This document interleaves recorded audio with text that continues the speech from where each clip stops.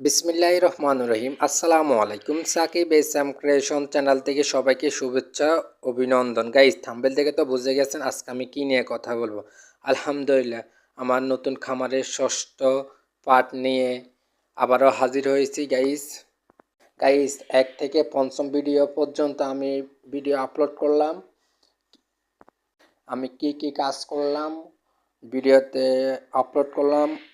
তো গাইস, যারা যারা আমার ওগুলো ভিডিও দেখেন নাই, প্লিজ অনুরোধ করছি আপনারা আমার আইডিতে ঢুকে ভিডিওগুলো দেখে আসবেন। ভালো লাগলে লাইক কমেন্ট শেয়ার করবেন গাইস।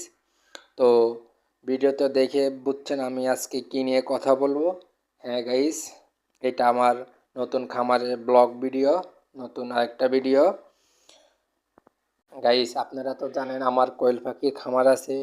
এই মাঝামাঝি আমি আরেকটা নতুন খামার দিতে আসছি আমাদের বাড়ির ছাদের উপরে।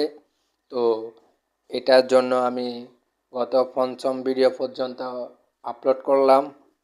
তো গাইস, আজকে ভিডিওটা হয়েছে আমি আমার নতুন খামারের জন্য কাঠ ভাঙাইছি, কাঠের পানিতে রাখলাম ভিজানোর জন্য। ওগুলো তো আমি আপনাদের সাথে গত ভিডিওর মধ্যে শেয়ার করছি গাইস। এখন শেয়ার করতেছি আমি এই কাঠগুলাকে রোদ্রে শুকাইতেছি। তো দেখতে তো পারছেন আমি কাঠগুলারে সুন্দর করে মেলে দিয়েছি, এখন শুকাইতেছি। তারপরে নতুন আরেকটা ভিডিও নিয়ে আসবো গাইস ঘর বানাতে।